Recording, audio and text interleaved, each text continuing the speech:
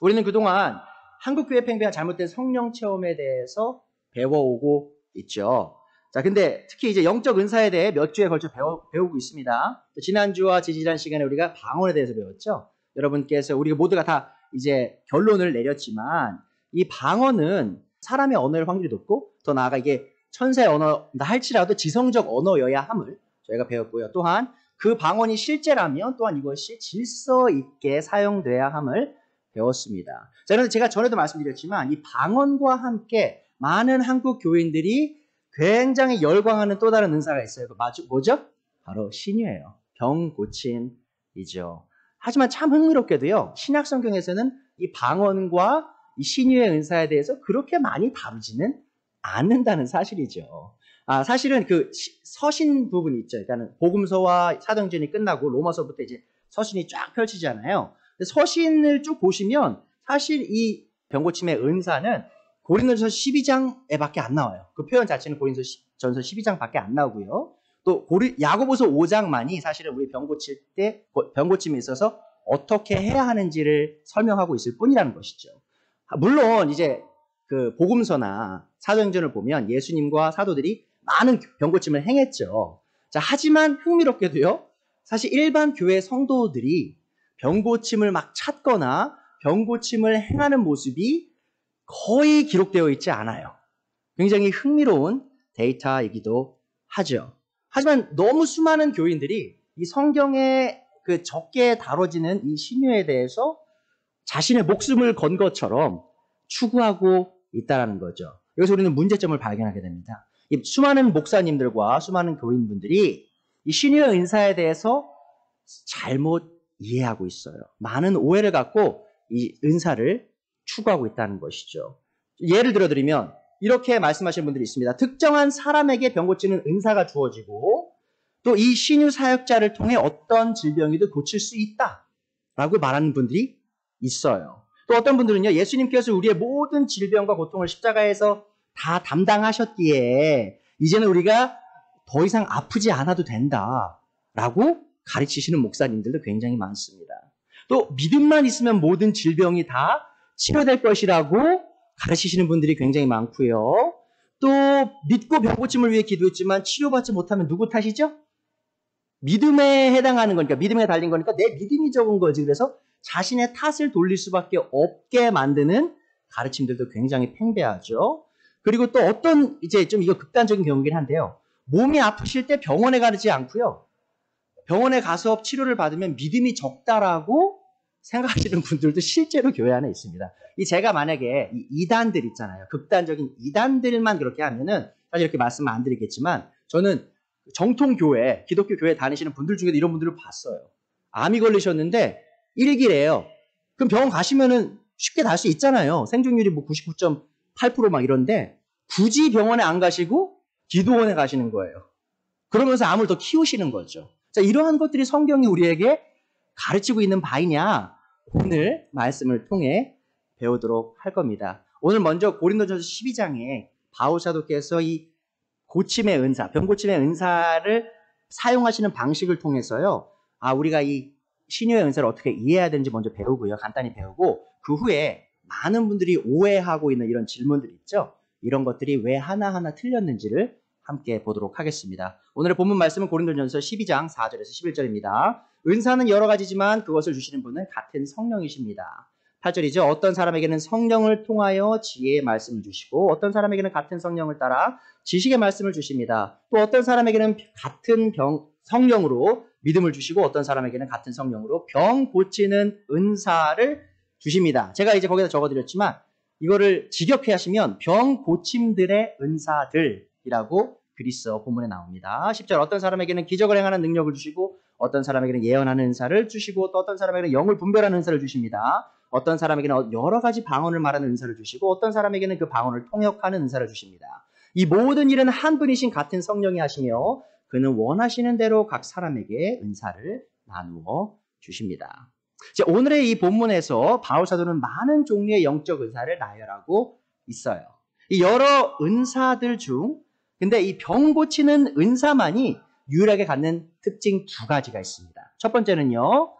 바울이 병 고치는 은사에만 특별히 은사라는 단어를 사용하고 있어요. 근데 물론 이제 10절을 보시면요. 세 번역에서는 이렇게 말하죠. 어떤 사람에게는 기적을 행하는 능력을 주시고 어떤 사람에게는 예언하는 은사를 주시고 어떤 사람에게 영을 분별하는 은사를 주시고 하면서 계속 은사를 사용하잖아요. 근데 그리스도 본문을 보시면 은사가 나오지 않아요. 근데 세 번역이 왜 은사를 거기 썼냐면 이제 한국 분들이 읽을 때 이해하기 편하시라고 첨가를 한 겁니다. 자, 그런데 이 그리스어 본문을 보시면 유일하게 이 병 고침의 은사를 말할 때에만 바울 사도가 은사라는 단어를 다시 한번 사용하고 있어요. 또 이 병 고치는 은사만이 갖는 두 번째 특징은요. 이 병 고치는 은사에만 바울이 복수 형태를 사용합니다. 자, 그 말은 병 고치는 은사라고 번역된 표현이 직역되면 병 고침들의 은사들이 된다는 말이죠. 제가 적어드리기도 했는데 바울은 고린도전서 12장 9절뿐만 아니고요. 같은 표현을요. 28절과 29절에도 사용해요. 근데 그때도 항상 이 복수형을 사용합니다. 참 신기하죠? 다른 은사들은 다 단수예요. 자, 그런데 꼭 이 병 고치는 은사에만 복수를 사용하는 그 강조점을 두고 있다는 것이죠. 자, 그런데 이 복수가 사용된 이 병 고침들의 은사들이 사실 신학적으로 아주 중요한 의미를 갖고 있습니다. 제가 그 세 가지 의미 가진 것을 좀 설명을 드릴게요. 오늘 첫 번째 요지입니다. 여러 종류의 신유의 은사들은 있어도, 자, 많은 병 고침들의 은사들은 있어도요, 모든 병을 고치는 단 하나의 신유의 은사는 없다라는 거예요. 자, 제가 좀 더 설명해 드릴게요. 바울이 굳이 복수형의 은사들을 사용하여 신유의 은사를 표현한 이유는 하나님께서 자신의 백성들에게 병 고침의 은혜를 베푸실 때 각각의 케이스마다 다른 종류의 병 고침을 선물로 주시는 것을 의미해요. 그러니까 제가 한 번 병 고침을 받잖아요. 그럼 하나의 은사가 이미 주어진 거예요. 은사가 선물이라는 거 아시죠? 영어로 기프트의 선물. 자, 그러니까 한 선물을 받은 거예요. 그럼 그 은사는 이제 끝난 거라는 것이죠. 자, 다시 말해서요. 각 사람이 각기 다른 병으로 고생할 때 하나님께서 분명히 그들을 고칠 수 있는 능력이 있으신 분이지만 각각의 사람을 고치시는 과정과 방법은 다를 수도 있다는 말입니다. 만약 단 한 가지의 과정과 방법으로만 병 고침의 은혜가 주어지는 것이었다면 바울은 신유의 은사를 정관사를 사용하여 표현했을 거예요. 정관사가 뭐죠? 영어로 the gift of healing 이렇게 표현했을 거라는 거죠. 단 하나의 은사, 병 고치는 은사를 말했을 것이라는 것이죠. 하지만 그렇게 말하지 않고 정관사를 쓰지 않고요. 여러 종류의 은사들이 있는데 어떤 은사들이죠? 많은 병 고침을 주는 은사들이라고 표현하고 있습니다. 이 말은 곧 우리가 한 번 병 고침의 은사를 경험했다고 해서 우리가 계속해서 같은 병 고침을 경험하는 것이 아니라는 것이죠. 누군가 우리의 기도를 통해 병 고침의 은사를 경험할 수 있습니다. 자, 그 말이 곧 우리가 계속해서 똑같은 방식으로 또 다른 사람들에게 병 고치는 은사를 사용할 수 있다는 말이 아닐 수 있다는 것이죠. 자, 쉽게 말하면 한 번 병 고치는 은사가 주어졌다고 해서 같은 은사가 반복해서 주어질 거라는 착각을 하면 안 된다는 겁니다. 자, 그럼 첫 번째 요지고요. 두 번째 요지 한번 볼게요. 이 특정한 때에 신유의 은사가 주어질 수 있어도 같은 신유의 은사가 지속적으로 반복될 수는 없다는 겁니다. 제가 좀 전에 말씀드렸지만 한 번 신유가 일어나면 그것이 한 선물로 끝나는 거예요. 자, 근데 그것이 계속 반복될 것이라고 생각하시면 안 된다는 것이죠. 많은 사람들이 신유의 은사에 대해 오해하는 것이 있죠. 그것은 바로 신유의 은사가 한 번 주어지면 그 은사를 받은 사람이 계속해서 이 은사를 사용할 수 있다고 생각하는 거예요. 사실 방언도 마찬가지인데 많은 분들이 방언 한 번 받으면 계속할 수 있다고 생각하잖아요. 자, 그런데 사도행전 보시면요.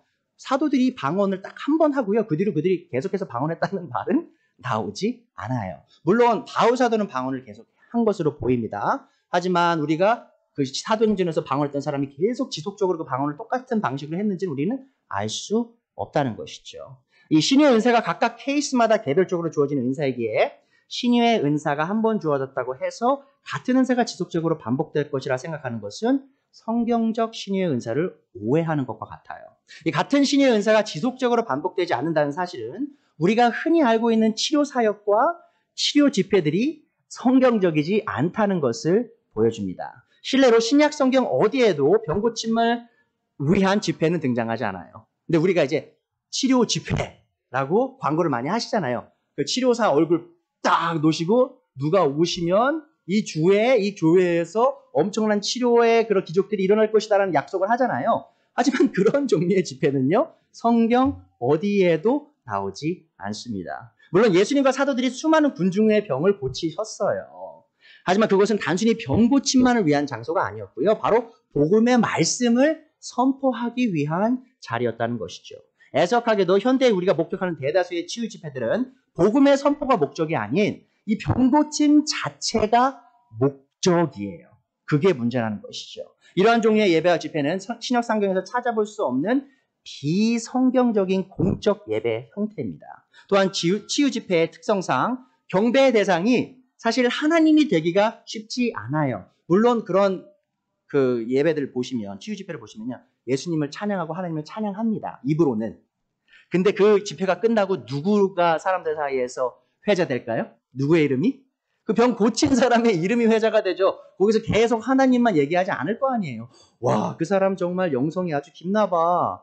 너무 능력이 뛰어난 분이야 라고 그 사람이 경배받는 그런 위험성이 아주 도사리고 있는 형태의 집회라는 겁니다.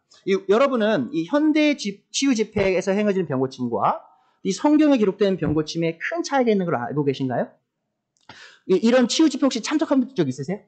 있으시죠? 보실 수도 있었어요. TV로 보신 적도 있으실 거예요. 자, 그런데요, 여러분이 잘 생각해 보셔야 돼요. 이 복음서에서 예수님께서 자신에게 나오는 사람 중 극소수만 치료하셨나요? 이 복음서는요, 분명히 말합니다. 예수님께 나오는 모든 사람이 다 치유를 받았어요. 그리고 더 나아가서 사도행전을 보시면요, 이 베드로와 바울과 이 사도들이 병고침을 행하는데요, 이 신유의 은사가 그들에게 주어졌을 때는요, 그들에게 나오는 모든 사람이 다 치료를 받습니다. 자, 그런데 현대 치유 집회에 참석해 보셨고 혹은 TV로 보셨으면 아실 텐데요, 오직 그 수천 명의 사람 중에 극소수만 치료의 경험을 받는다는 것이죠. 또한요, 그 극소수의 치료받았다고 주장하시는 분들이 정말 치료를 받은 건지도 의심스러운 모습들이 굉장히 많이 있다는 겁니다. 사실 제가 이번 설교를 준비하면서 예전에도 봤지만 좀 더 찾아봤어요. 치료 집회가 어떻게 이루어지는가. 자, 근데 흥미로운 게요, 이 잘 걷지 못하는 분이 다시 걷는 형태의 그 치료가 굉장히 많이 이루어집니다. 자, 근데 정말 흥미로운 건 이거예요. 많은 분들이 잘 못 걸었어요. 자, 그러자 치료사가 치료를 하시고 이제 걸으려고 해요. 자, 근데 어떻게 걷죠? 쩔뚝쩔뚝. 그리고 막 사람들이 막 박수를 치고 하나님을 찬양해요. 병고침이 일어났다고 막 좋아해요. 그래도 끝까지 이분은 쩔뚝쩔뚝 걸어요. 자, 근데 아십니까? 예수님께서 안진뱅이를 치유하셨을 때, 또 베드로가 그 안진뱅이를 그 성전에서 치유했을 때 어떤 일이 있었죠? 이분들이 일어나가지고 쩔뚝쩔뚝 걸었나요? 아니죠. 예수님께서 안진뱅이에게 말씀하셔서 너 일어나서 너의 침낭을 들고 너의 너의 영어로 이제 bed인데, 그러니까 뭐냐면 그가 앉아있던 침상 있죠. 침상을 들고 집에 가라라고 하세요. 그 말은 뭐냐면 이가 쩔뚝쩔뚝 걸은 게 아니라 힘이 있게 걸었다는 얘기예요. 또 베드로에게 또 이 치료받은 안진뱅이는 어떻게 하죠? 하나님을 찬양하면서 뛰어댕겨요, 막. 정상적인 다리, 아주 건강한 다리로 돌아왔다는 것이죠. 그래서 저는 그걸 보면서, 성경에서 말하는 안진뱅이의 고침과 현대의 많은 치료 집회에서 고쳤다고 말하는 그 안진뱅이의 치료가 조금은 다르지 않나? 라고 저는 의심할 수밖에 없다라는 것이죠. 만약에 이런 치료하시는 분들이 정말 자신이 하는 일이 예수님이 하시는 일과 똑같은 일이고 사도들이 하는 일과 똑같은 일이라고 주장하신다면 그 치료의 모습도 똑같아야 한다는 겁니다. 저는 그렇게 믿고 있어요. 자, 여기서 우리가 한 가지 더 배워야 아주 중요한 진리가 있습니다. 바로 그것이 세 번째 요지입니다. 이 신유의 은사가 교회 지체들에게 개별적으로 주어질 수는 있어도 특정한 개인이 원하는 대로 사용할 수 있는 은사는 아니라는 겁니다. 이 수많은 치료 사역자들은요, 마치 자신의 뜻대로 병고침의 기적이 일어날 것처럼 행동해요. 하지만 예수님 이외에는 성경 안에 그 어떤 인물도 그렇게 행동하지 않았습니다. 심지어 베드로나 바울 사도도 있죠. 물론 그들이 신유의 은사를 받는 그 순간에 다 고쳤지만 그렇지 못할 때는요, 고치지 못했어요. 제가 그걸 조금 이따 이 세 번째 요지를 말씀드리고 난 다음에 이제 좀 정보를 보여드리도록 하겠습니다. 이 바울이 신유의 은사에 대해서만 특별히 복수형인 병 고침들의 은사들이라고 표현한 것에 대해 수많은 신약 학자들이 동의하는 바가 있습니다. 그것은 바로 이 신유의 은사가 특정 인물에게 전유될 수 없는 은사라는 겁니다. 제가 이 D.A. 칼슨, 이 신약학 박사님이 쓴 글을 올려드렸는데 이분이 굉장히 중요한 인물입니다. 왜냐하면 저희가 이제 보수적인 신앙 있죠. 그 신약학을 공부하는 교수님들, 학자들 중에요. 사실 이분이 제일 많이 알려진 분이고요. 굉장히 신망받는 학자이기도 해요. 더 나아가서 이분은요, 이 오순절주의 있죠. 오순절주의나 이 은사주의 운동과 굉장히 흡사한 신학을 가진 분이에요. 그러니까 이분이 병 고치는 사역이 실제로 존재할 수 있다고 믿는 분입니다. 한번 그분이 뭐라고 말씀하는지 한번 보세요.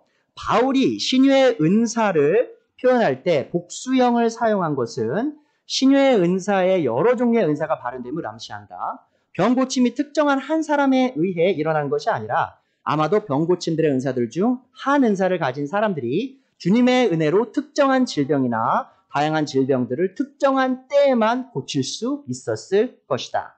이러한 사실은 어쩌면 우리 세대가 신유의 은사 사역을 제도화하는 것을 피해야 함을 의미하는 것으로 보인다. 만약 한 그리스도인이 특정한 질병으로 고생하는 사람을 한 번 고쳤다고 그가 모든 병을 고칠 수 있다는 신유의 은사를 받았다고 착각하여 전문적인 치료 사역을 시작해서는 안 된다라고 말씀하신다는 것이죠. 사실 현대의 많은 은사주의자들이요, 이 D.A. 칼슨 이 박사님이 가르친 내용들을 많이 인용을 하십니다. 그러함에도 이분 또한 말씀하시는 거예요. 은사가 이 시대 때 일어날 수 있지만 이 치료의 은사가 마치 한 사람의 전유물처럼 사용이 되고 또 그 사람의 이름을 써서 어떤 치유 사역을 세우는 것은 성경에서 말하는 이 치유의 사역이 아니다라는 것이죠. 자, 이 신유의 은사를 다루면서 우리가 모두 확실히 알아야 할 진리는요, 병 고침의 은사가 사람에게 달린 것이 아니라 바로 하나님께 달렸다는 거예요. 뭐냐? 고린도서 12장 9절이죠. 어떤 사람에게는 같은 성령으로 믿음을 주시고 어떤 사람에게는 같은 성령으로 병 고치는 은사들을 주시고 이 모든 일은 한 분이신 같은 성령이 하시며 그가 원하시는 대로 그분께서 원하시는 대로 각 사람에게 은사를 나누어 주십니다. 방언을 배울 때도 마찬가지였지만 방언을 받는 게 물론 우리가 추구할 수는 있어요. 병 고침을 우리가 추구할 수는 있어요. 근데 그거를 주고자 결정하시는 분은 누구라고요? 바로 성령님이세요. 하나님이시라는 것이죠. 우리가 그것을 인지하지 못한 채 막 애걸복걸 하다 보면 결국 하나님의 뜻이 아닌 것을 구하는 그런 오류를 범할 수도 있다는 사실을 기억하셔야 됩니다. 이 성령님께서 본인이 원하시는 대로 나눠주시는 신유의 은사는 교회의 모든 성도들에게 주어지는 은사가 아니라 특정한 상황에 있는 소수의 사람들에게 때에 따라 주어지는 단기적인 하나님의 은혜임을 기억하셔야 돼요. 그래서 많은 분들이 또 이렇게 가르쳐요. 믿기만 하면 누구나 다 받을 수 있다라고 말씀하시는데 그 말이 어쩌면 틀릴 수 있다는 것을 기억해 주셔야 됩니다. 왜 그렇죠? 고린도서 12장 28절로 30절 제가 계속해서 봤지만 방언 배울 때 배웠었잖아요. 모두가 다 사도이겠습니까? 29절이죠. 모두가 예언자겠습니까? 모두가 교사이겠습니까? 모두가 기적을 행하는 사람이겠습니까? 모두가 병 고치는 은사를 받은 사람이겠습니까? 여기서도 이제 그리스어로 보시면 병 고침을 받는 은사들이라고 표현이 됩니다. 자, 제가 말씀드렸죠. 여기 질문, 그리스어는요 질문할 때 yes와 no로 갈리는 질문을 할 수 있다고 했잖아요. 그리스어를 잘 보시면 이것에 대한 질문들의 답은 다 no가 될 수밖에 없는 형태로 질문을 합니다. 그 말은 뭐냐면요. 교회 안에 모든 사람이 병 고침의 은사를 받을 수는 없다라는 거예요. 특정한 사람에게만 성령님께서 자신의 뜻에 따라 그 일을 행하실 수 있다라는 것을 기억해 주셔야 됩니다. 하나님께서는 기적의 하나님이시죠. 저는 그걸 믿습니다. 제가 그것을 부인하는 게 아니에요. 그리고 하나님께서 자신의 영을 통해 오늘도 병자를 고치시는 하나님이십니다. 제가 그걸 부인하는 게 아니에요. 하지만 그 말이 곧 특정한 사역자들을 통해 병자를 고치셔야만 하는 것은 또한 아니라는 것을 기억해 주셔야 됩니다. 자, 오늘 설교 굉장히 짧죠? 정리해드리면 첫 번째, 여러 종류의 신유의 은사들은 있어도 모든 병을 고치는 단 하나의 신유의 은사는 없음을 기억해 주세요. 또한 두 번째, 특정한 때에 신유의 은사가 주어질 수 있어도 같은 신유의 은사가 지속적으로 반복될 수 없다는 것 또한 기억해 주시고요. 세 번째로, 신유의 은사가 교회의 지체들에게 개별적으로 주어질 수는 있어도 특정한 개인이 원하는 대로 사용할 수 없음을 기억하셔야 됩니다. 자, 오늘 말씀 사실 이렇게 간단히 끝났는데 제가 이제 나머지 시간을 그동안 사람들이 많이 오해하는 그런 부분들이 있죠. 신유에 대해서 그런 질문들을 제가 좀 다뤄드리려고 합니다. 자, 이 문제 굉장히 중요해요. 이 병이 고쳐지지 않는 것이 믿음이 부족한 탓일까요? 많은 분들이 그렇다라고 얘기합니다. 그러면서 인용하는 구절이 바로 마태복음 9장 29절이죠. 여기서 예수님께서 뭐라고 말씀하십니까? 너희 믿음대로 되어라. 자, 물론 이 사람들, 듣는 사람들이 믿고 그들의 눈이 열리죠. 근데 이걸 인용하시면서 많은 분들이 이렇게 얘기해요. 당신들이 믿는 대로 될 겁니다라고 사람들에게 확신을 주려고 하죠. 자, 그런데 많은 경우에 제가 좀 전에 말씀드렸지만 치료 집회가 열리면 다 치료받나요? 극소수만 치료받아요. 그러면 이게 설명해 줘야 되잖아요. 왜 극소수만 치료받지? 왜 성경이랑 다르지? 그럼 이분들이 어떻게 설명하죠?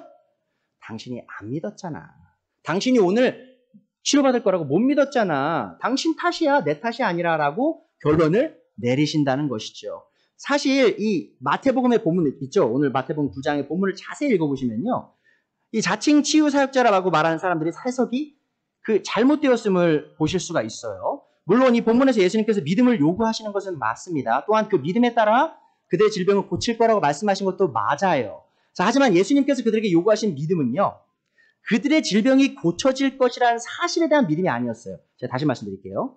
예수님께서 요구하신 믿음은요. 너희가 오늘 이 질병이 고쳐질 수 있다라고 믿냐라고 하신 게 아니에요. 되려 그분께서 요구하신 믿음은 뭐죠? 28절에 나오죠. 예수님께서 그들에게 말씀하셨다. 너희는 내가 이 일을 할 수 있다고 믿느냐. 보세요. 지금 믿음의 주체가 뭐예요? 병 고침인가요? 아니죠. 내가 할 수 있음을 믿냐예요. 내가. 그러니까 예수님께서 그 병 고치는 능력이 있음을 믿냐라고 물으셨다라고 하는 것이죠. 그들이 대답하죠. 예, 주님 하고 대답하였습니다. 예수님께서 그들에게 요구한 믿음은 그들의 병이 그날 고쳐질 수 있다는 사실에 대한 믿음이 아니고요. 예수님께서 그들을 고칠 수 있는 능력이 있는 분이냐라는 것이었다는 것이죠. 예수님께서 요구하시는 믿음은 병이 고쳐질 것에 대한 믿음이 아닌 자기 자신의 능력에 대한 믿음이었던 것입니다. 자, 눈이 멀었던 두 사람은 예수님의 능력을 믿었고요. 또 시력을 받음으로 예수님의 능력을 경험했다는 겁니다. 자, 그런데 여기서 우리가 생각해야 될 아주 중요한 문제가 하나 더 있죠. 우리가 오늘의 본문의 말씀을 통해 말씀을 모든 아픈 사람에게 적용할 수 있냐는 거예요. 자, 이 두 사람은 눈이 안 보였지만 예수님께서 너희가 내가 능력 있으면 믿냐 하고 믿는다고 하여서 시력을 받았죠. 자, 그런데 이 사람들이 경험한 이것이 교회에 있는 모든 사람에게 적용될 수 있냐? 그게 문제라는 것이죠. 자, 그것에 대한 실마리가요. 전장인 마태복음 8장에 나옵니다. 자, 마태복음 8장 1절이죠. 예수님께서 산에서 내려오시니 많은 무리가 그를 따라왔다. 나병 환자 한 사람은 예수님께 다가와 그에게 절하면서 말하였다. 자, 보세요. 이 사람이 예수님이 잘 고칠 수 있는 능력이 있는 거 믿었죠. 그래서 예수님께 나왔죠. 자, 근데 그의 말을 그가 어떻게 말하는지 보세요. 주님께서 원하시면 나를 깨끗하게 해주실 수 있습니다. 이 나병 환자가 알았던 게 있어요. 이 병 고침이 자신의 믿음에 달려있을 뿐만 아니라 예수님의 뜻에 더 크게 달려있음을 알았던 것이죠. 자, 그래서 예수님께서 손을 내밀면서 그에게 말씀하시죠. 그를 대시고 나병 환자를 만지시면서 말씀하시죠. 내가 원하니 깨끗하게 되어라 하고 말씀하시니 곧 그의 나병이 나았다. 자, 이 본문을 통해 우리가 알 수 있는 사실은요. 예수님께서 자신의 병을 고칠 수 있는 능력을 믿는 것 못지않게 중요하게 생각하셨던 것이 있어요. 뭐죠? 바로 예수님의 뜻이었다는 것이죠. 자, 신유의 은사를 경험하기 위해 예수님의 능력을 믿는 믿음이 필요한 것은 사실입니다. 안 믿으면 당연히 그 능력이 나오지 않죠. 그러나 믿음이 있다고 해서 언제나 신유의 은사를 경험하는 것 또한 아님을 기억하셔야 돼요. 왜죠? 예수님께서 그 순간 그 병이 고쳐지시길 원하냐 안 원하냐가 달릴 수 있기 때문이죠. 제가 바울 사도 예를 좀 들어드릴게요. 이 바울 사도는요, 오랫동안 지병을 앓았어요. 자, 한번 생각해 봅시다. 바울 사도가 예수님에 대한 능력에 대한 믿음이 없었을까요? 엄청난 믿음의 은사를 가진 사람이었어요. 자, 근데 이 사람이 대체 왜 평생 이 질병 속에서 고통을 당했을까요? 한번 보시죠. 고린도후서 12장 7절입니다. 내가 받은 엄청난 계시들 때문에 사람들이 나를 과대평가할지도 모릅니다. 그러므로 내가 교만하게 되지 못하도록 하나님께서 내 몸에 가시를 주셨습니다. 그것은 사탄의 하수인이라고 할 수 있는데 그것으로 나를 치셔서 나로 하여금 교만해지지 못하게 하시려는 것이었습니다. 나는 이것을 내게서 떠나게 해달라고 주님께 3번이나 간청하였습니다. 보세요. 3번이나 기도를 간절하게 했어요. 자, 그러나 주님께서는 내게 이렇게 말씀하셨습니다. 내 은혜가 내게 족하다. 내 능력은 약한 데서 완전하게 된다. 그러므로 그리스도의 능력이 내게 머무르게 하기 위하여 나는 더욱더 기쁜 마음으로 내 약점들을 자랑하려고 합니다. 그러므로 나는 그리스도를 위하여 병약함과 모욕과 궁핍과 박해와 곤란을 겪는 것을 기뻐합니다. 내가 약할 때에 오히려 내가 강하기 때문입니다. 자, 바울 사도가 자신에게 오랜 지병을 고침받지 못했던 근본적인 문제는 그의 믿음의 문제가 아니었습니다. 왜 그렇죠? 바울 사도가 믿음이 없다는 말은 어불성설이죠. 바울 사도보다 하나님을 더 잘 믿은 사람은 전 세계에 찾기 힘들어요. 그런 사람이 3번 간청했는데 하나님이 들어주시지 않았죠. 그 이유가 뭐였습니까? 그게 하나님의 뜻이 아니었어요. 왜 그렇죠? 그 지병을 통하여 바울 사도가 자신이 받은 그런 큰 은혜들에 대하여 교만해지지 않게 하시려고. 그렇죠? 자, 그 하나님의 뜻이 그 뒤에 있었다는 것이죠. 또 더 나아가서 여러분 잘 보십시오. 이 바울 사도는요, 자기 자신을 못 고쳤을 뿐만 아니라 자신의 아픈 동료들도 치료하지 못할 때가 있었어요. 자신의 그 신실한 동료들 있죠. 하나님을 바르게 믿는 그 사람들이 아플 때 바울 사도가 그들을 고치지 못할 때가 있었다는 겁니다. 빌립보서 2장 보시면 25절에 그러나 나는 내 형제여 동역자여 전우여 여러분의 사신이여 내가 쓸 것을 공급한 일꾼인 에바브로디도를 여러분에게 보내어야 할 필요가 있다고 생각하였습니다. 여기서 이 에바브로디도라는 형제에 대해서 말씀합니다. 그는 여러분 모두를 그리워하고 있을 뿐만 아니라 자기가 병을 앓았다는 소식을 여러분이 들었기 때문에 몹시 걱정하고 있었습니다. 자, 이 에바브로디도라는 형제가요, 바울 사도와 함께 사역을 하다가 굉장히 아팠대요. 27절이죠. 사실 그는 병이 나서 죽을 뻔하였습니다. 그러나 하나님께서 그를 불쌍히 여기시고 그만이 아니라 나도 불쌍히 여기셔서 나에게 겹치는 근심이 생기지 않게 해 주셨습니다. 무슨 말이냐면 이거예요. 에바브로디도가 굉장히 아파서 죽기 직전까지 갔을 때 바울 사도가 할 수 있는 게 아무것도 없었다는 겁니다. 그래서 바울 사도가 이 나를 이렇게 돕는 이 동역자가 이렇게 죽어버리면 나도 너무 슬프겠다라고 그런 슬픔 속에 있었다는 거예요. 만약에 치료 사역자들이 말하는 것처럼 믿음만 있으면 치료받을 수 있으면 바울 사도가 왜 거기서 걱정하고 있냐고요. 되려 에바브로디도에게 얘기하겠죠. 믿어라. 고쳐줄 수 있어. 나 은사 있으니까 내가 너 고쳐줄게라고 하시면 되죠. 근데 그렇게 할 수 없었다는 거예요. 그래서 뭘 말하는 거냐면 우리가 믿음이 있어도 고쳐주지 않을 때가 있다는 것이고요. 또한 이 신유의 은사를 가진 바울 사도조차도 자기 마음대로 이 신유의 은사를 사용할 수 없었음을 성경은 말해요. 30절이죠. 그는 그리스도의 일로 거의 죽을 뻔하였고 나를 위해서 여러분이 다하지 못한 봉사를 채우려고 자기 목숨을 아끼지 않은 사람이기 때문입니다. 자, 이렇게 열심히 일하다가도 병이 들기도 하고요. 그 사람이 하나님 사랑 못 받아서 병 들었을까요? 아니죠. 그렇게 열심히 하다 보면 자신이 많이 몸이 상할 때가 있고 아플 때가 있는 겁니다. 그때의 바울 사도가 그를 고치지 못했다는 사실은요. 사실 현대에 있는 그런 은사주의자들, 특히 이 치료 사역자들이 하는 말들이 성경과는 전혀 상관없는 그런 교리임을 우리는 알 수 있습니다. 이 데이터를 통해서요. 또한 이 병이 고쳐지지 않는 것이 믿음이 부족한 탓이 아닌 이유는 바로 여기 있습니다. 또 에바브로디도뿐만 아니라 디모데후서 4장 20절에 보시면 드로비모는 앓고 있으므로 밀레도에 남겨두었다라고 바울은 말이에요. 자, 보세요. 바울 사도는요, 언제나 동역자가 필요했어요. 왜 그렇죠? 같이 사역하는 사람이 항상 적었거든요. 누구라도 자신을 도울 수 있는 신실한 사역자가 있으면 바울 사도는 함께 여행하려고 했습니다. 자, 그런데 이 드로비모라는 형제가 아팠어요. 자, 그럼 바울 사도가 자기가 원하는 대로 은사를 사용할 수 있었으면 그냥 고치고 같이 여행하면 되죠. 근데 그렇게 하지 못했기에 그를 밀레도에 남겨두었다는 것이죠. 또 디모데전서 5장 23절에 보시면 이제 디모데에게 말하는 겁니다. 디모데는요, 사실 이 위장병이 좀 있었던 것 같아요. 그가 말합니다. 이제부터는 물만 마시지 말고 위장과 잦은 병을 생각해서 포도주를 조금씩 쓰십시오. 무슨 말이냐면 이 당시에 물은요, 굉장히 오염된 물이었어요. 그리고 위장병이 있는 사람이 물을 계속 마시면요, 위가 점점 약해질 수밖에 없는 상황이었다는 것이죠. 그래서 되려 이 포도주를 마시면 포도주가 알코올 성분이 살짝 있었기 때문에 그 병균을 죽여서 오히려 위에 더 나은 것이었다는 것이죠. 그러니까 약처럼 사용이 된 거예요. 포도주에 약간의 포도주가. 자, 그런 것을 보세요 한번. 바울 사도가 디모데를 고칠 수 있으면 그냥 믿고 고침 받아 라고 하시면 되잖아요. 자, 근데 굳이 왜 약을 쓰라고 하냐는 것이죠. 바로 바울 사도가 고칠 수 없었기 때문입니다. 이 자신의 동료가 육체적인 질병으로 고생할 때 바울은 전문적인 치료사역자를 불러 그들을 고치려고 하지 않았다는 겁니다. 자, 현대에 믿기만 하면 모든 질병이 고칠 수 있다고 주장한 사람들은 이 성경의 원리에서 벗어난 채 스스로 장님인데 자기가 장님인지도 알지 못한 채 다른 장님들을 이끌고 있는 거라는 거죠. 이때로는 믿음이 있어도 하나님의 뜻에 따라 질병이 치료되지 않을 때가 있음을 기억하셔야 됩니다. 그때 우리는 질병을 벗어나려고 노력하기보다요. 그 안에 있는 하나님의 뜻이 무엇인지 알려고 노력하고요. 또한 하나님의 주권을 인정하고 그 안에서 만족함을 얻을 준비를 해야 한다는 겁니다. 그게 참 믿음이에요, 사실 여러분. 내가 병 고침을 받을 수 있는 믿음이 큰 믿음이 아니고요.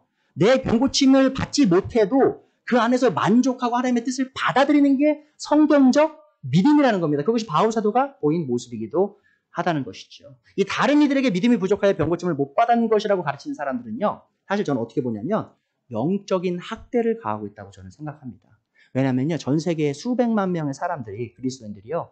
그런 죄책감이 있어요. 뭐냐면 내가 이렇게 아픈데 성경에서 분명히 우리 목사님이 그랬는데 치료 사역자가 그랬는데 믿음이 있으면 병 고침 받을 수 있다고 했는데 나는 이렇게 왜 수달 수년간 고침을 못 받지? 자기를 자책한다는 거죠. 하나님의 뜻을 구할 생각도 하지 못한 채.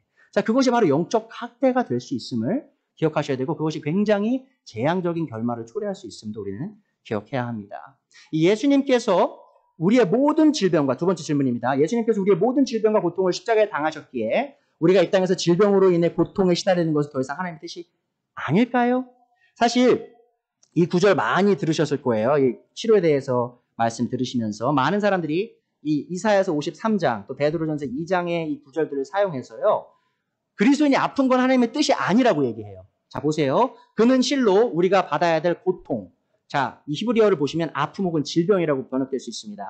예수님께서 우리가 받아야 될 질병을 대신 받으시고 우리가 겪어야 될 슬픔 혹은 고통을 대신 겪었다. 그러나 우리는 그가 징벌을 받아서 하나님에게 맞으며 고난을 받는다고 생각하였다. 자, 무슨 말이냐면 예수님께서 우리의 죄를 용서하시고 우리를 구원하시기 위해 십자가에서 그 고통을 당하실 때요. 또 우리의 죄만 담당하신 게 아니라 우리의 질병과 고통도 담당하셨다는 겁니다. 또 베드로는 뭐라고 말하죠? 2장 24절 후반부입니다. 그가 매를 맞아 상함으로 여러분이 병으로부터의 나음을 얻었습니다라고 말하고 있어요. 자, 이 두 구절을요, 있는 그대로 신학적으로 해석을 하면요, 이겁니다.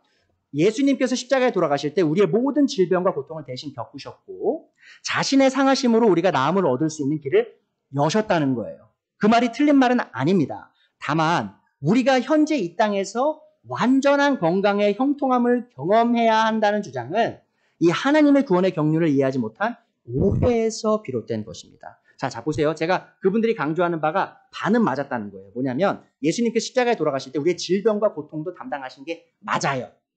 자, 그런데 중요한 건 뭐죠? 그거에 대한 효과가, 그거에 대한 모든 결과를 우리가 오늘 이 땅에서 다 경험해야 되냐? 그것은 또 아니라는 것이죠. 왜 그러냐? 이미 첫 번째 질문에서 다뤘듯이 바울은 구원받은 사람이었지만 하나님의 뜻에 따라 육체의 질병을 감수해야 했습니다. 자, 보세요. 여러분, 그리스도인이 질병으로 고통받는 게 하나님의 뜻이 아닌데 바울은 질병으로 고통을 받았어요. 근데 질병으로 고통을 받는 게 왜 그랬죠? 그게 하나님의 뜻이었어요. 자, 보세요. 그럼 둘 중에 하나는 틀려야 되잖아요. 한부리는 얘기하죠. 아픈 것 자체가 하나님의 뜻이 아닙니다. 그래서 바울은 얘기해요. 내가 아픈 게 하나님의 뜻입니다. 누가 옳겠어요? 바울이 옳겠습니까? 이런 잘못된 설교하는 목사님들, 치료 사역자들이 옳겠습니까? 당연히 바울 사도가 옳죠. 이 바울은 예수님께서 대신 담당하신 자신의 질병과 고통의 끝이 그가 이 땅에서 살아갈 때 실현되는 것이 아니라 예수님께서 재림하실 날 실현될 것임을 알았어요. 그래서 로마서 8장 18절에 나오죠. 현재 우리가 겪는 고난은 장차 우리에게 나타날 영광에게 견주면 아무것도 아니라고 나는 생각합니다. 또 같은 장에서 22절에 말하죠. 모든 피조물이 이제까지 함께 신음하며 함께 해산의 고통을 겪고 있다는 것을 우리는 압니다. 자, 다 고통을 겪는 거예요. 자, 그뿐만 아니라 첫 열매로서 성령을 받은 우리도 자녀로 삼아 주실 것을, 곧 우리의 몸을 속량하여 주실 것을 고대하면서 속으로 신음하고 있습니다. 우리는 여전히 질병 속에 있어요. 여전히 고난 속에 있어요. 우리는 신음하고 있어요. 자, 근데 우리가 바른 소망은 뭐냐? 바로 우리의 몸의 속량. 무슨 말이냐면 우리 몸이 완전한 구속을 입는 거예요. 무슨 말이냐? 예수님의 몸과 같이 우리의 몸이 변하는 날이 온다는 것이죠. 언제? 예수님께서 다시 오실 때. 우리가 그날을 바라면서 이 땅에서 받는 고난을 기뻐할 수 있다라고 바울 사도가 말하고 있습니다. 고린도후서 4장 17절 나오죠. 지금 우리가 겪는 일시적인 가벼운 고난은 비교할 수 없을 정도로 영원하고 크나큰 영광을 우리에게 이루어집니다. 예, 이 땅에서 그리스도인이 사는 것은요, 고통과 질병이 된다는 겁니다. 그러함에도 우리가 기뻐할 바는 예수님께 오실 때 우리가 완전한 나음을 얻게 된다는 것이죠. 자, J.I. 패커가 굉장히 유명한 신학자인데 그분께서 이런 말씀하셨어요. 개인이 그리스도의 형상을 완전히 닮아가 죄성이 없는 완전함과 또 함께 몸의 완전한 치유를 받아 완전하게 새롭게 되는 것이 십자가의 속죄를 통해 이루어진다는 것은 사실이다. 하지만 천국에서 주어질 일이 이 땅에서 이루어질 수 있다고 기대하는 것은 잠재적으로 재앙적 파국을 맞이할 수 있는 실수이기도 하다. 무슨 말이냐? 이 천국에서 일어날 일, 혹은 예수님의 다시 오실 그날 일어날 일을 오늘 일어날 것이라 착각하면 내 신앙이 어떻게 되겠어요? 왜 남들은 다 이렇게 잘 사는 것 같은데 나만 힘들지? 내 믿음이 또 없는 건가라는 결말이 날 수밖에 없다는 것이죠. 그런 사람이 어떻게 예수님을 믿는 믿음을 행복함 속에 누리겠냐는 것입니다. 자, 그래서 요한계시록 21장을 말하죠. 이 새하늘과 새 땅이 오는 것을 요한 사도가 보았어요.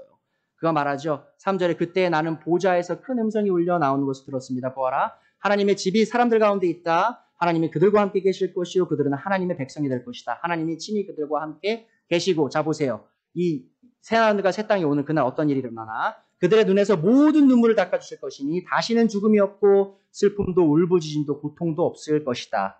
이전 것들이 다 사라져버렸기 때문이다. 보세요. 새하늘과 새 땅이 오야만 죽음과 고통과 아픔과 눈물이 없는 날이 시작된다는 거예요.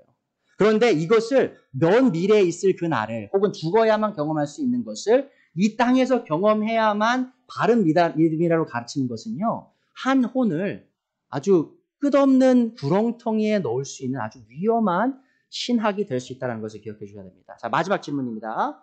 몸이 아플 때 병원에 가는 것이 믿음이 적은 것인가? 간단한데요. 자, 성경은요, 몸이 아플 때 의사를 찾거나 약을 먹는 것을 좋은 일이라고 말해요.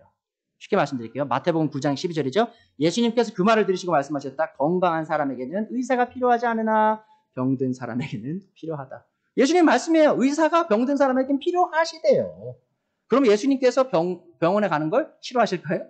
싫어하지 않으신다는 것이죠. 또 골로새서 4장 14절에 나오죠. 사랑하는 의사인 누가와 바울 사도가 말합니다. 바울 사도와 함께 사역을 했던 누가 있죠. 누가복음을 썼던, 사도행전을 썼던 누가. 그의 직업이 뭐라고요? 의사예요. 여러분, 만약에 사람이 아플 때 의사를 찾아가고 병원을 가는 게 나쁜 일이었다면, 믿음이 없는 것이었다면 누가가 왜 의사를 할까요? 근데 여러분 생각해 보시기, 제가 좀 전에 바울이 계속 아팠다고 했죠. 질병이 있었다고 했죠. 사실 누구도 그 질병이 뭔지 몰라요. 근데 분명히 아팠어요. 근데 누가가 바울 곁에서 같이 여행을 했어요. 왜 그랬을까요? 바울이 아플 때 누가가 옆에서 도와준 거예요. 바울도 의사인 친구의 도움을 받는 것을 두려워하지 않았다는 겁니다. 또 디모데전서 5장 23절 좀 전에 읽었지만 바울 사도가 뭐라고 말하죠? 물만 마시지 말고 위장과 잦은 병을 위하여 포도주를 조금씩 쓰라고 말하잖아요. 그 말은 뭐냐면 약을 써야 될 때 약을 쓰라는 거예요. 근데 많은 분들이 착각하죠? 내가 약을 쓰고 의학의 힘을 빌리면 내 믿음은 적은 거기 때문에 그렇게 하면 안 되라고 생각하시는데, 여러분 그럼 착각하지 마셔야 됩니다. 여러분 혹시 그러면은 우리가 하나님께서 이 의학을 발달하게 해주셔서 그 발달하게 해주신 그 의학을 통하여 내가 병고침 받는 것은 하나님께 받은 은혜가 아니라고 생각하신 겁니까? 아니라는 것이죠. 여러분 저는요, 아이패드를 쓸 때마다 하나님께 감사해요. 컴퓨터를 열 때마다 하나님께 감사해요. 하나님이 주신 지혜로, 지식으로 사람들이 이런 기술을 발전을 이루었다는 것이죠. 또 그런 것을 통해 우리가 의학적인 그런 발전을 통하여 얻는 그런 치료 있죠. 그것 또한 어떻게 보면 우리가 하나님께서 공급하시는 일반 은혜라고 생각할 수 있다는 겁니다. 근데 하나님 주시는 그 일반 은혜를 다 버리고 믿음으로만 치료받아야 된다고 생각하는 것은요, 성경에 나오지도 않고요, 자기 자신에게 해만 끼치는 일이라는 것을 여러분이 기억하셔야 된다는 것이죠. 자, 좀 이해할 수 있으시겠죠? 그동안 치료 사역 많이 보셨겠지만 왜 이런 것들이 성경적이지 않은 것인지. 이분들이 성경을 계속 사용합니다. 예수님의 이름을 계속 사용해요. 성령님의 이름을 계속 사용하는데 결국 성경에서 말하는 그 근본적인 문제는 그냥 옆으로 치운 채 자신이 사람들이 원하는 어떤 놀라운 초자연적인 경험만을 추구하고 있음을 우리는 바르게 인식해야 해야 한다는 겁니다. 자, 마지막으로요. 그러면 우리가 병에 걸렸을 때 어떻게 해야 될까요? 제가 간단하게 말씀드리겠습니다. 기도하시면 됩니다. 자, 기도하시되 어떻게 기도하시냐? 야고보서 5장 14절에 나오죠. 여러분 가운데 고난을 받는 사람이 있습니까? 그런 사람은 기도하십시오. 14절입니다. 여러분 가운데 병든 사람이 있습니까? 그런 사람들은 교회 장로들을 부르십시오. 여기서 말하는 교회 장로는 누굴까요? 바로 여러분에게 저예요. 목사입니다. 자, 그리고 그 장로들은 주님의 이름으로 그에게 지름을 바르고 그를 위하여 기도하여 주십시오. 또 기도 나오죠? 뭐냐면요. 이게 장로들을 부르라는 게 뭔 말이냐면 교회 전체와 함께 기도하라는 거예요. 또한 그 교회 지도자들과 함께 기도하라는 겁니다. 자, 그래서 잘 보세요. 만약에 야고보 사도가 이 치료 사역의 중요성을 알았다면 혹은 치료 사역자들이 정말 효력 있게 일하는 하나님의 일꾼들임을 알았으면 굳이 장로들을 부르라고 했을까요? 치료 사역자 부르라고 했겠죠. 그렇지 않았어요. 여러분 각 지역에 있는 각 지역 교회의 그 지도자들 있죠. 여러분을 위해, 여러분의 혼을 위해 기도하는, 사역하는 분들이 여러분을 위해 기도해주면 되는 겁니다. 15절에 나오죠. 믿음으로 간절히 드리는 기도는 병든 사람을 낫게 할 것이니 주님께서 그들을 일으켜 주실 것입니다. 또 그가 죄를 지은 것이 있으면 용서를 받을 것입니다. 그러므로 여러분은 서로 죄를 고백하고 서로를 위하여 기도하십시오. 또 나오죠. 자, 지도자의 기도를 받을 뿐만 아니라 서로를 위해 기도하는 거예요. 그러면 여러분은 낫게 될 것입니다. 의인의 간절히 비는 기도는 큰 효력을 냅니다. 자, 하지만 동시에 제가 좀 전에 말씀드렸듯이 기도하는 가운데 어느 순간 하나님께서 이렇게 말씀하실 수도 있어요. 내 은혜가 내게 족하다. 자, 그러면 그 기도 더 이상 안 하셔도 됩니다. 그 질병을 갖고 오히려 감사할 수 있는 거예요. 바울사도가 말씀하셨던 것처럼 내가 연약함을 이제 자랑하노니 왜냐하면 내 연약함 가운데 하나님의 강하심이 더 드러날 수 있기 때문이다. 제가 어제는 사실은 한 목사님, 소아마비를 겪으셨던 목사님 설교하시는 걸 우연히 듣게 됐는데 이제 그분이 기도를 많이 하셨대요. 소아마비를 고쳐달라고. 그런데 그렇게 기도를 해도 하나님이 응답해 주시지 않는 거예요. 그러다가 어느 한 집회를 참석하셨는데 그때 거기서 하나님의 그 응답을 받았다고 하더라고요. 뭐냐면 내 은혜가 내게 족하다. 그리고 그 후로는 더 이상 이 소아마비를 고쳐달라는 기도를 안 하셨다는 그런 간증을 들었습니다.